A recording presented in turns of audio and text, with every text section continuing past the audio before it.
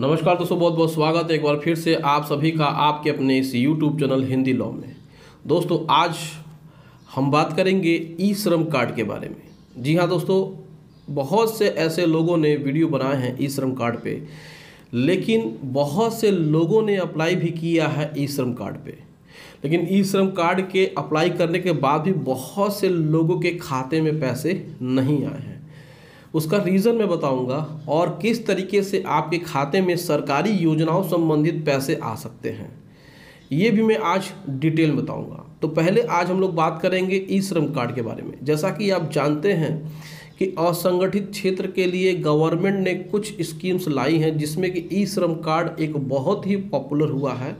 जैसे कि corona period में बहुत से ऐसे असंगठित क्षेत्र के जो मजदूर भाई थे, जो छोटे छोटे काम करने वाले लोग थे, जिनका कोई ऑर्गेनाइजेशन नहीं था, जो दिहाड़ी पे मजदूरी करते थे, ईंट भट्टों पे काम करते थे, या घरों में जाकर के घर बनाने में कंस्ट्रक्शन साइट्स पे वो काम करते थे, लेकिन उनको काम कोरोना पीरियड में नहीं मिल रहा था, जिसकी वजह से उनकी आर्थिक स्थिति बहुत ही ख़राब हो गई थी।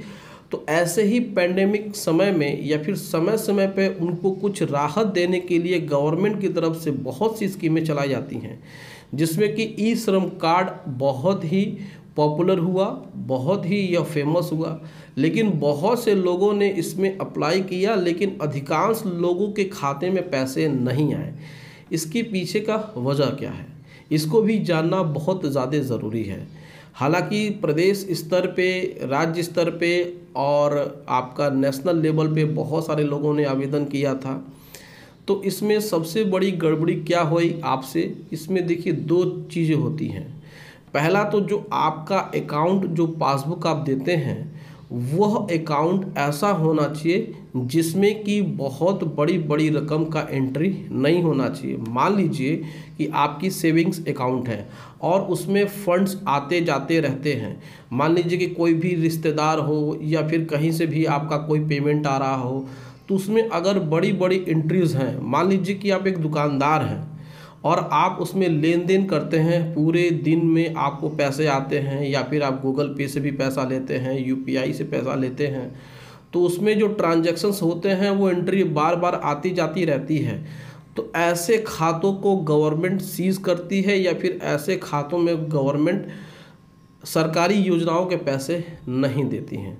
मान लीजिए कि आपके पास कोई एक ऐसा सेविंग अकाउंट है जिसमें कि आप हर महीने में पैसा डालते हैं, निकालते हैं। बहुत सारे लोग हैं जो अपने सेविंग अकाउंट से ट्रांजैक्शंस करते हैं और उसी को वह सरकारी योजनाओं में देते हैं अकाउंट के रूप में। यानी कि मान लीजिए कि आपने ई श्रम कार्ड के लिए अप्लाई किया और आप एक बिजनेसमैन हैं, मतलब कि छोटे मोटे दुकानदार हैं, और आप उसमें यूपीआई से पैसे लेते हैं, तो उसमें एंट्री दिखती है और आपने ई श्रम कार्ड में उसको लगा दिया है।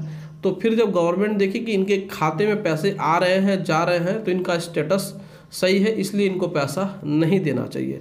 तो ऐसे खाता धारकों को पैसा नहीं मिलता है। तो आप हमेशा इस बात से बचें कि आप ऐसे अकाउंट को कभी भी सरकारी योजनाओं में न दें जिसमें कि आपके खाते से संबंधित लेन देन ज़्यादा होते हैं। इसीलिए आपकी गैस की सब्सिडी बहुत कम आती है या फिर आती ही नहीं है। तो ऐसे योजनाओं के लिए आप कभी भी इस तरीके के अकाउंट का इस्तेमाल ना करें।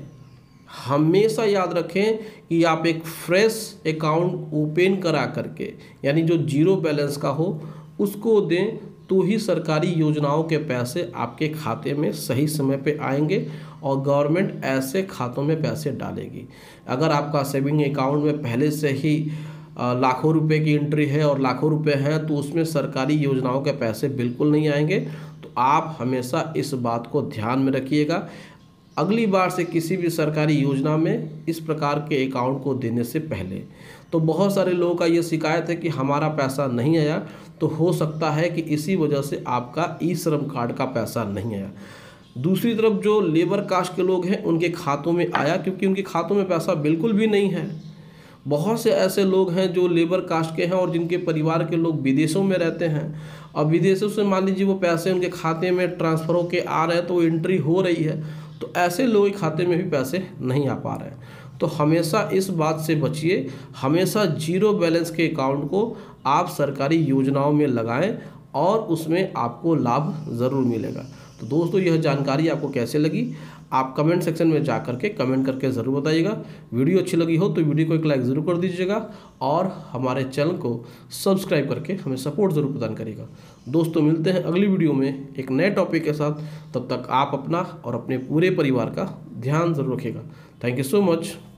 जय हिंद दोस्तों।